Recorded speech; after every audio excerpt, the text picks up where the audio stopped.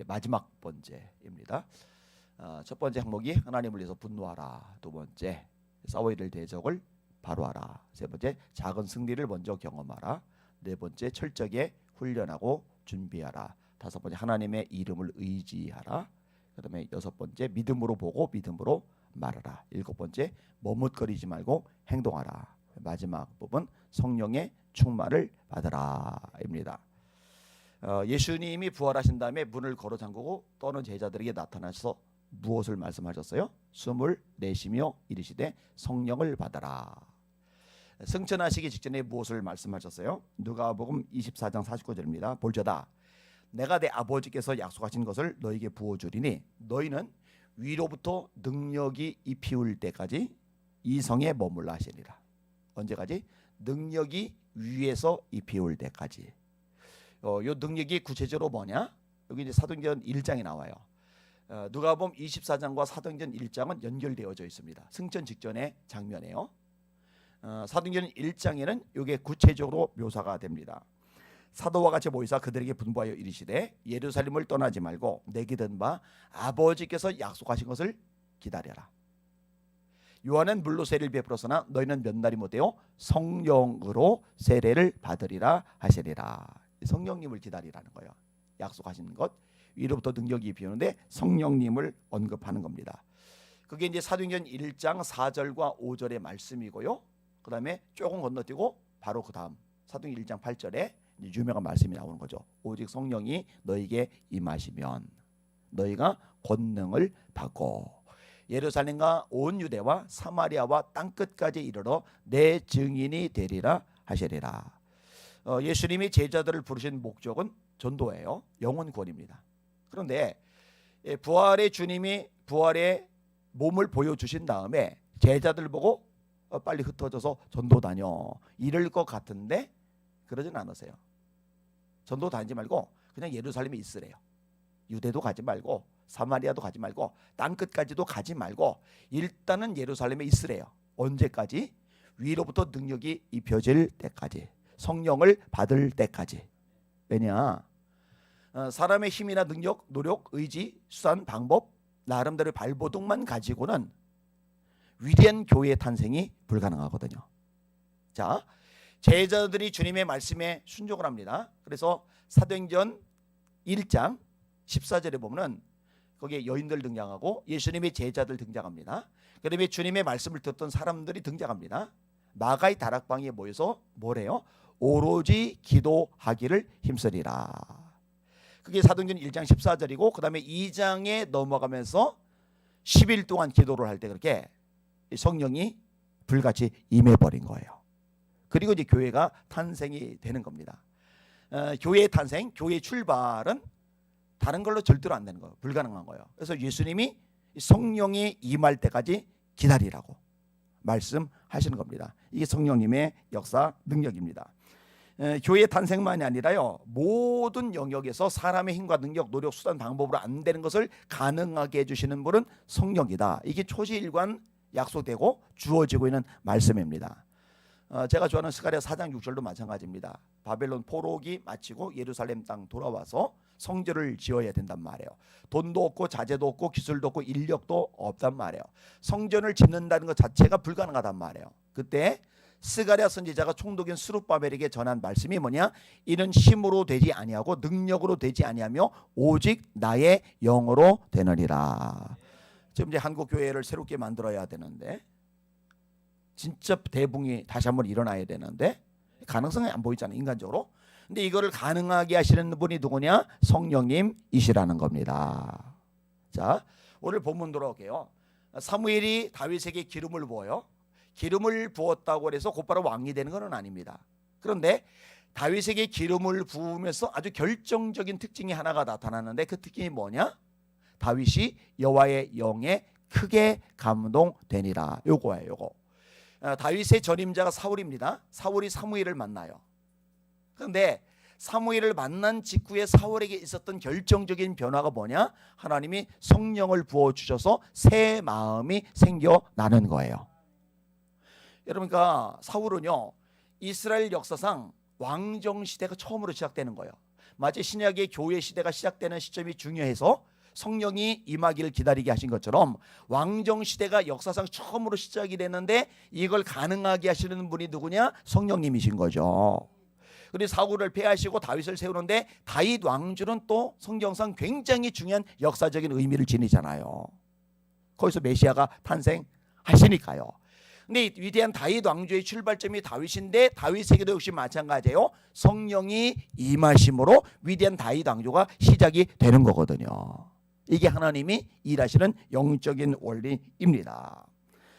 모세가 절망에 빠졌을 때, 나 죽여달라고 간청할 때 하나님이 모세를 돕는 방법이 뭐라고 그랬어요? 주변에 있는 70명의 장로들에게 성령을 부어주시는 거였어요. 그게 하나님의 해법이었습니다. 여러분, 초대교회 사도들이 성도들이 많아지면서 할 일이 너무 많은 거예요. 에너지 시간을 너무 많이 빼앗기는 거예요. 이때 하나님이 무엇을 해주세요? 7 집사를 세우는 과정에서 그들에게 성령 충만을 주시잖아요. 그래서 믿음과 성령이 충만하여 칭찬되는 사람 7을 택하라. 우리는 이 일을 그들에게 맡기고 기도하는 것과 말씀 전하는 일에 전념하리라. 이렇게 나오잖아요. 그죠? 이 성령을 부으셔서 도울 사역자들이 일할 수 있도록 해 주시는 거죠. 여러분, 삼손이 젊은 사자를 찢어 죽일 때 어떤 일이 발생을 했어요? 여호와의 영이 갑자기 임하셨다. 나귀 턱뼈로 블레셋 1000명을 칠 때 어떤 일이 발생했어요? 하나님의 영이 삼손에게 임하셨다. 다 같은 패턴입니다. 엘리사가 놀랍게 쓰임받기 원할 때 엘리야의 뒤를 따라다니면서 무엇을 요구했어요? 당신에게는 영감, 성령 충만, 갑절을 받기를 원합니다. 계속 일관성 있게 얘기가 돼요. 여기는 여러분들은 전체 반복해서 듣기 때문에 정리가 되었으리라고 생각이 됩니다. 자, 그러면 다윗이 성령으로 충만해지는데 성령으로 충만해지면서 어떤 현상들이 나타나기에 승리자가 되는 거냐? 첫째로 담대함입니다. 담대함. 여러분, 왕도 떨고 신하들도 떨고 장구들 떨고 군인들 떨고 두려워해요. 겁먹어요. 도망가요. 근데 어린 다윗이 왜 골리앗 앞에 담대하냐? 그게요, 다윗이 애초에 타고날 때부터 심장이 강심장으로 태어나서 원래 겁이 없이 태어난 존재라서 담대했던 게 아니라 성령이 충만하기 때문에 심령에 담대함이 생기는 거예요. 할렐루야. 이 성령의 충만함과 담대함은 밀접하게 연결이 되어져 있습니다. 그러니까요, 대학교 때 이 마음이 우울해질 때, 마음이 쭈그러들 때, 마음이 자꾸 주눅 들고 약해질 때 제 해법은 간단합니다. 기도탑 올라가는 거예요. 아니면 학교에 성주산 올라가는 거예요. 올라가서 기도를 하는데 언제까지 기도하느냐? 어느 게 내 기도의 분량이냐? 내 마음속에 두려움, 어떤 불안함, 또는 어떤 요동함, 이런 것들이 완전히 사라지고 담대해질 때까지, 평안해질 때까지, 그때까지 기도를 하는 거예요. 그러면은요, 진짜 돼요, 돼. 계집종 앞에서 두려워 떨면서 예수 부인하던 베드로가, 그게 마태복음 26장이죠. 사도행전 4장의 권력자들 앞에서 담대하게 말하잖아요. 하나님 앞에서 너희 말 듣는 것이 하나님 말씀 듣는 것보다 옳은가 판단하라. 우리는 보고 들은 것을 말하지 아니할 수 없다. 자, 이 소심함과 담대함 사이에 뭐가 있느냐? 사도행전 2장 성령 충만 받는 사건이 있는 거예요. 자, 그 다음에 두 번째로 다윗이 성령이 충만하니까 골리앗을 이길 수 있는 능력이 생겨나는 거예요. 마음만 담대해지는 게 아니라 실질적으로 대적을 이길 수 있는 능력이 생기는 거예요. 아까 언급을 했죠. 삼손이 젊은 사자 찢어 죽이는데 성령이 임하니까. 근신하라, 깨어라, 너희 대적 마귀가 우는 사자같이 두루다니며 삼킬 자를 찾나니. 이 원수마귀가 사자처럼 달려드는데 이길 방법이 뭐냐? 성령의 능력입니다. 그러니까 다윗이 골리앗을 이긴 게요, 두 가지로 정리가 되는데, 하나는 하나님의 이름의 능력으로 이기는 거고요, 또 하나는 성령님의 도우심으로 이기는 겁니다. 여러분, 우리들도 마찬가지예요. 귀신들을 내어 쫓을 때, 귀신 들린 사람을 고칠 때 예수 이름의 능력으로 쫓겨나는 거고요, 성령의 역사심으로 쫓겨나는 거라는 거 깨달으시길 바랍니다. 이게 하나님이 일하시는 방법입니다. 아까 사울 얘기를 끄집어냈는데요, 사울이 처음에 왕이 되기 직전에 이미 성령 충만을 받았잖아요. 근데 이 성령 충만 받으면서 새 마음을 얻었다고 그랬는데, 요 다음에 성령이 임하시는 사건이 또 나타나요.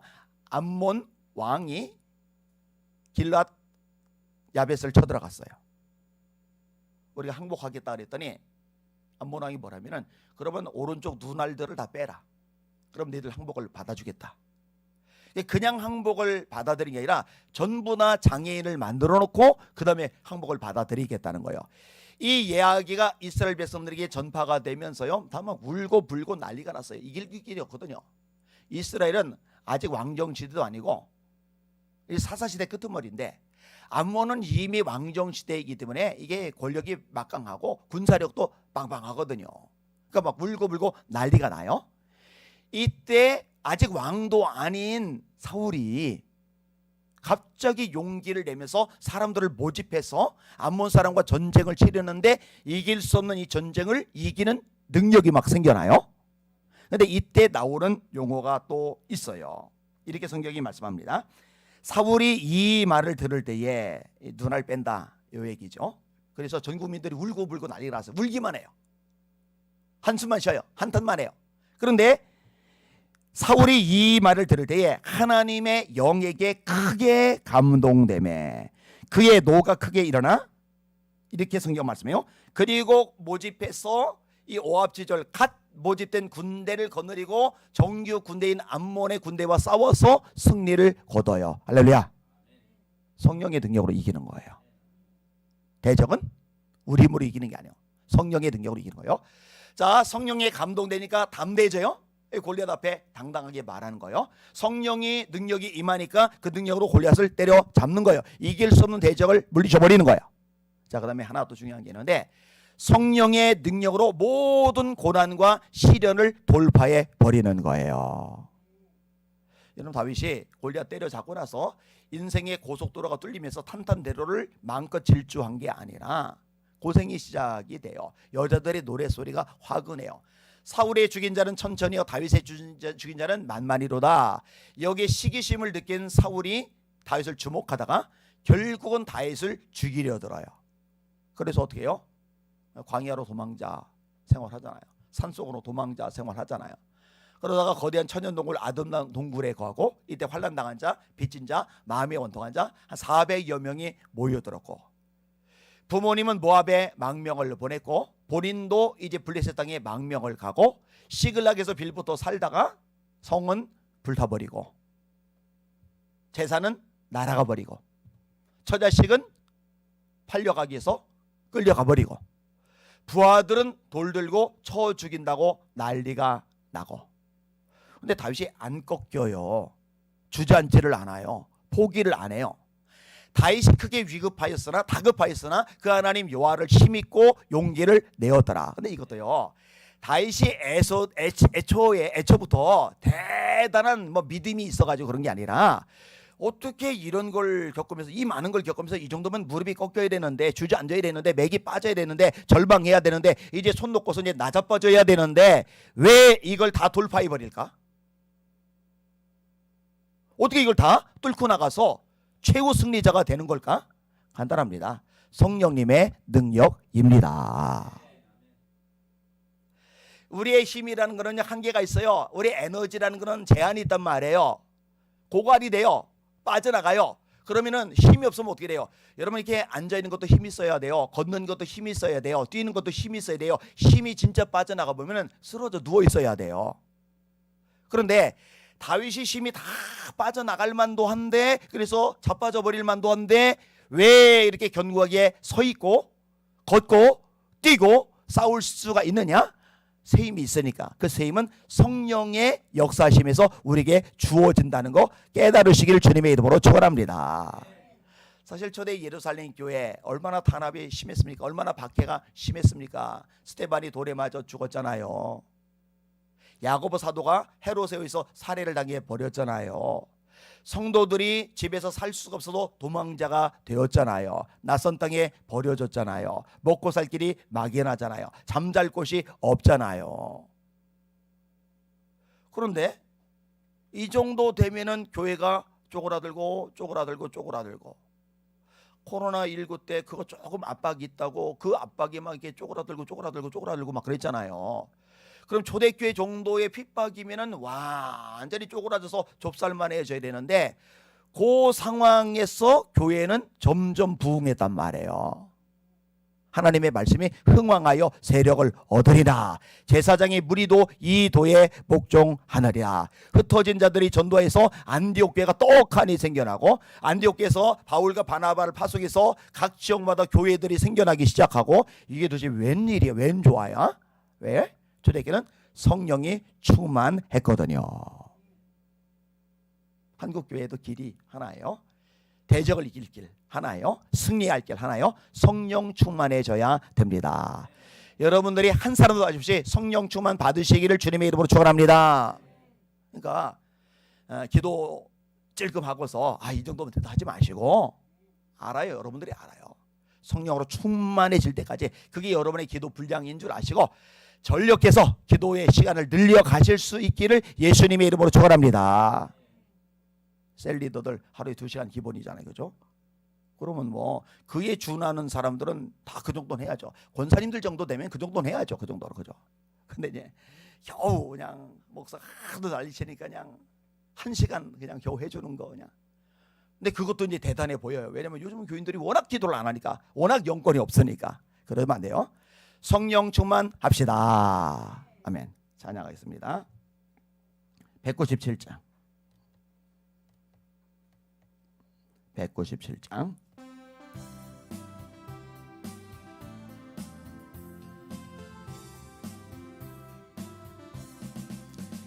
은혜가 풍성한 하나님은 믿는 자 한 사람 한 사람 어제나 오늘도 언제든지 변찮고 보호해 주시네. 주여 성령의 은사들을 오늘도 내리어 주소서. 성령의 뜨거운 불길로서 오늘도 충만케 하소서. 정욕과 죄악에 물든 마음을 성령의 불길로 데우사 정결케 하소서. 데우소서. 깨끗게 하여 주옵소서. 주여 성령의 은사들을 오늘도 내리어 주소서. 성령의 뜨거운 불길로서 오늘도 충만케 하소서. 희생의 제물로 돌아가신 어린 양 우리 주 예수여, 그 속에 은혜를 내리시사 오늘도 구원해 주소서. 주여 성령의 오늘도 내리어 주소서. 성령의 뜨거운 불길로서 오늘도 충만케 하소서. 주님의 기쁘신 은혜만을 세상에 널리 전하리니 하늘의 능력과 권세로서 오늘도 입혀주옵소서. 주여 성령의 은사들을 오늘도 내리어 주소서. 성령의 뜨거운 불길로서 오늘도 충만케 하소서. 아멘. 그대로 손 드시고, 하나님 아버지, 제 심령이 담대해야 되겠나이다. 하나님 대적과 싸워 이겨버려야 되겠나이다. 난관을 만나더라도 굴복하지 않고 주저앉지 않고 돌파해 버려야 되겠나이다. 성령의 능력으로 그렇게 되게 하여 주시옵소서. 주여 한번 물어보시며 기도합시다. 주여 하나님 아버지 감사합니다. 찬양과 존귀와 영광과 경배 받으시길 원합니다. 하나님 아버지, 때론 첩첩산중입니다. 산 넘어 산 파도대에 파도가 밀려들어서 우리 마음을 상하게 하고 힘들게 하고 지치게 하고 요동하게 할 때가 없지 않아 있습니다. 하나님, 이런 모든 상황 속에서 우리가 주눅들지 않게 해서 맥이 빠지지 않게 해서 하나님 힘이 고갈되지 않게 해서 성령의 도우심이 필요합니다. 하나님 성령의 능력을 통하여서 우리 심령이 담대하게 하여 주옵소서. 불안, 조조, 절망, 좌절, 두려움 이 모든 것들이 예수 이름으로 떠나가게 하여 주시옵소서. 그리고 원수막이 악한 영들과 싸워서 승리하게 하여 주시옵소서. 끌려다니거나 하나님 휘둘리거나 하나님 아버지 요동하지 말게 하시고 싸워 이길 수 있는 능력이 성령의 권세를 통해서 우리에게 부어지게 하여 주시옵소서. 하나님 아버지 우리 인생 속에서 만나는 난관들도 돌파해 버리게 하여 주시옵소서. 성령이 임하시면은 얼마든지 돌파해 버릴 수 있습니다. 얼마든지 뚫고 나갈 수가 있습니다. 승리를 거둘 수 있습니다. 하나님 역사 능력과 기적을 체험할 수 있습니다. 주님 그것을 경험하는 우리 성도를 되게 하여 주시옵소서. 하나님 우리에게 말씀하셨습니다. 분명히 약속하셨습니다. 아비가 악할지라도 자식에게 좋은 것을 주셔야 하거든 하물며 하시는 너희 아버지께서 구하는 자에게 성령을 주지 않으시겠느냐. 구하는 자에게 성령을 주신다고 약속하셨습니다. 말씀하셨습니다. 주님 도와주옵소서. 개인적인 삶의 여정들도 성령의 능력으로 돌파하게 하시고 가정적인 문제들도 성령의 능력으로 돌파하게 하시고 사업이나 직장의 과정들도 성령의 능력으로 돌파하게 하시고 교회들도 이 성령의 능력으로 돌파하게 하여 주시옵소서. 특별히 한국교회가 새로운 도약을 이루어야 되는데 새로운 출발을 이루어야 되는데 새로운 부흥의 시대를 맞이해야 되는데 솔직히 말해서 인간적으로는 소망이 빛이 보이지 않습니다. 깜깜합니다. 암흑투성이입니다. 그러나 성령께서 임하시면 성령께서 역사하시면 새로운 시대를 주십니다. 하나님 아버지 미국의 1차 2차 3차 대각서 운동, 웨일즈 대붕운동, 영국의 대붕운동, 각 나라에 있었던 대붕운동, 우리나라도 1907년도에 대붕운동 있었는데 다시 한번 이런 성령의 역사가 강력한 역사가 필요합니다. 주여 도와주십시오. 주여 역사해 주십시오. 주여 축복해 주십시오. 주여 기적을 나타내 주십시오. 주의 영광을 보여주시고 주의 살아계심을 나타내 주시옵소서. 하나님이여 에비마이러리 소이러리 게이 사이러리 소이러리 가이러 사이 소소 울로코이러리 비마이러리 사이러리 아스코소소. 하나님 도와주시고 은혜 베풀어 주옵소서. 축복하여 주시고 다스려 주시옵소서.